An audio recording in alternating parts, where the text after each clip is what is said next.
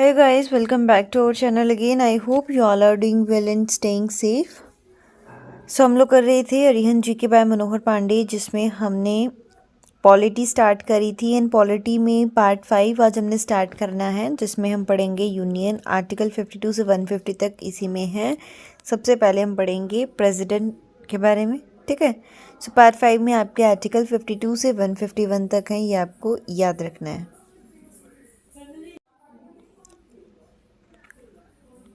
ठीक है। सो प्रेसिडेंट जो है executive head of the state and the first citizen of India, मतलब इसको प्रेसिडेंट को जो है वो फर्स्ट सिटीजन ऑफ इंडिया माना जाता है। और ये एग्जीक्यूटिव भी होता है स्टेट का, मतलब कि executive head of the state कि जो लॉ वगैरह एग्जीक्यूट करे, ठीक है। वैसे 42nd जो अमेंडमेंट थी हमारे संविधान की, कॉन्स्टिट्यूशन की, उसमें ये बनाया गया था, made it obligatory on the part of president to accept the advice of the council minister. However, 44th Amendment Act amended the word obligatory and added the president can send the advice for the reconsideration. मतलब कि जो 42nd amendment थी उसमें ये obligatory किया गया था कि प्रेसिडेंट को जो है वो काउंसिल ऑफ मिनिस्टर्स की एडवाइस को मानना ही पड़ेगा, कोई दो राहें नहीं है। जो भी रूल या जो भी बात काउंसिल ऑफ मिनिस्टर्स ने बोल दी, उस जो भी एडवाइस उन्होंने दी, प्रेसिडेंट मस्ट फॉलो, ओके। लेकिन जो 44th अमेंडमेंट एक्ट था उसमें ये अमेंड किया गया, ऑब्लिगेटरी जो वर्ड है ना, एडेड, उसमें क्या बताया गया कि प्रेसिडेंट जो है ना उसको रिकंसिडरेशन के लिए भेज सकता है। अगर मान लीजिए काउंसिल ऑफ मिनिस्टर ने कोई भी एडवाइस दी है या कुछ बोला है, तो वो कुछ मतलब बिल लेकर के आया है एक उनकी तरफ से, तो प्रेसिडेंट जो है उसको वापस से भेज सकता है एक बार फिर से उसको रिकंसिडरेशन के लिए, ठीक है। तो क्वालिफिकेशन जो क्या होनी चाहिए प्रेसिडेंट के लिए, क्या क्या रिक्वायरमेंट्स होती हैं, क्या क्या एलिजिबिलिटी होती है, वो उसके बारे में पढ़ेंगे। तो सबसे पहले जो है प्रेसिडेंट वही बन सकता है जो हमारी इंडिया का सिटीज़न होगा। एज जो है वो 35 ईयर्स होनी चाहिए, उससे कम नहीं, ठीक है। और एलिजिबल तब है जब वो लोकसभा का या कोई भी लोकसभा का मेंबर रह चुका हो, या फिर must not hold any office of profit, कोई गवर्नमेंट जॉब ना हो उसके पास में, okay.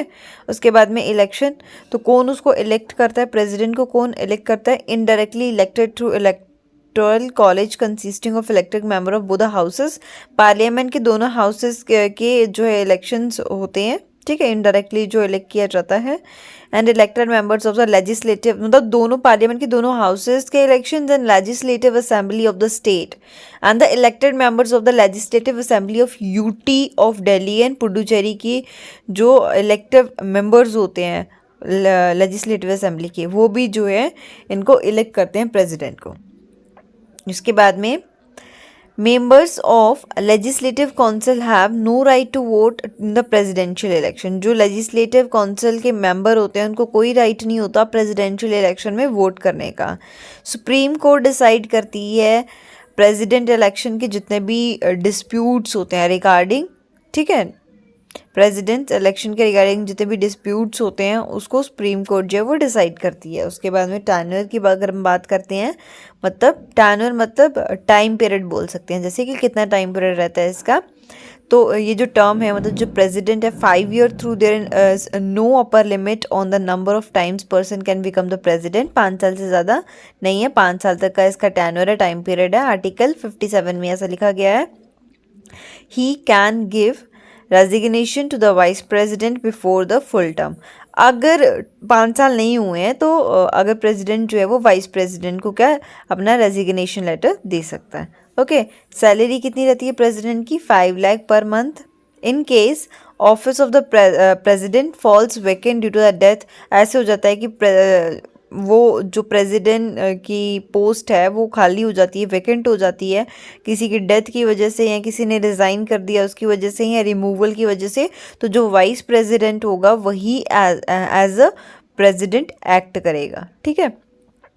If he is not available then chief justice of India if not then the senior most जज ऑफ द सुप्रीम कोर्ट। अगर मान लीजिए कि हमारे प्रेसिडेंट ने रिज़ाइन कर लिया तो वाइस प्रेसिडेंट जो होगा वो एज अ प्रेसिडेंट एक्ट करेगा। अगर तभी मान लीजिए कि वाइस प्रेसिडेंट भी नहीं है, उसकी सीट भी वैकेंट है, ठीक है, अवेलेबल नहीं है वाइस प्रेसिडेंट, तो जो चीफ जस्टिस होगा ना हमारे इंडिया का, वो जो है उस सीट को फुलफिल करेगा, वो एज अ प्रेसिडेंट एक्ट करेगा। लेकिन मान लीजिए चीफ जस्टिस भी नहीं है, तो हमारे जो सुप्रीम कोर्ट के सीनियर मोस्ट जज होंगे वो जो है वो as a president of India act करेंगे। समझ में आ गया? ये चीज़ थोड़ा सा कंफ्यूजिंग है। मान लीजिए प्रेसिडेंट किसी भी रीज़न से जो है वैकेंट हो जाती है प्रेसिडेंट की सीट, चाहे वो डेथ या कोई रिज़ाइन कर लेता है, ठीक है, किसी भी वजह से, तो जो वाइस प्रेसिडेंट होगा वो प्रेसिडेंट बनेगा। मतलब वो प्रेसिडेंट का जितने भी एक्शंस है वो प्रेसिडेंट के एक्शंस वो करेगा। मान लीजिए वाइस प्रेसिडेंट भी वैकेंट है, तो फिर जो चीफ जस्टिस होगा वो जो है एज अ प्रेसिडेंट एक्ट करेगा। मान लीजिए चीफ जस्टिस भी नहीं है, तो फिर जो सीनियर मोस्ट जज होगा सुप्रीम कोर्ट का वो as a president of India act करेगा। ठीक है, जो प्रेसिडेंट है, the first president who died in the office, जैसे हमारे जो फर्स्ट प्रेसिडेंट थे वो ऑफिस मतलब कि वर्किंग टाइम में उनकी डेथ हो गई थी। ठीक है, एंड डॉक्टर जाकिर हुसैन, फिर Fakhruddin Ali Ahmed was a second president to died in the office. फिर justice M Hidayatullah was the first chief justice of India to be appointed as a president. ये हमारे पहले चीफ जस्टिस थे इंडिया के जिनको एज अ प्रेसिडेंट अपॉइंट किया गया था, जुलाई 1969 से अगस्त 1969 तक। उसके बाद में नेक्स्ट आता है impeachment procedure. So it is a quasi judicial procedure. ठीक है, ये जुडिशियल क्वासी जुडिशियल प्रोसीजर है। President can impeach only on the ground of violation of the constitution. Article 61 में ये लिखा गया है, प्रेसिडेंट जो है वो कब इम्पीच कर सकते हैं, only on the ground of violation of the constitution. उसके बाद में impeachment procedure can be initiated in the either house of the parliament में, ये जो है प्रोसेस होता है। उसके बाद में आता है पावर ऑफ प्रेसिडेंट। तो प्रेसिडेंट की क्या पावर्स होती हैं, प्रेसिडेंट क्या कर सकते हैं, उसके बारे में पढ़ेंगे। ठीक है, तो ये हमारे जो संविधान में लिखा गया है कि he is a formal head of administration. ठीक है, प्रेसिडेंट के पास में वो पावर्स होती हैं कि वो किसी भी हाई अथॉरिटी, मान लीजिए prime minister, other ministers, union जज, governor of state, appoint chief of army, navy and air force, उनको क्या कर सकता है, the president shall have the power to appoint and remove. उनको अपॉइंट भी कर सकता है, उनको रिमूव भी कर सकता है। ओके, फिर ही नॉमिनेट्स 12 मेंबर्स ऑफ, प्रेसिडेंट के पास में पावर होती है कि वो राज्यसभा के 12 मेंबर जो है वो नॉमिनेट कर सकता है from person of literature, art, science and social works, and 2 members in Lok Sabha, और लोकसभा में भी 2 मेंबर जो है वो क्या कर सकते हैं, नॉमिनेट कर सकते हैं, जो कि एंग्लो इंडियन कम्युनिटी से होने चाहिए। उसके बाद में एक नोट है यहाँ पे, parliament has passed 126 amendment bill in December 2019 में पार्लियामेंट में एक जो है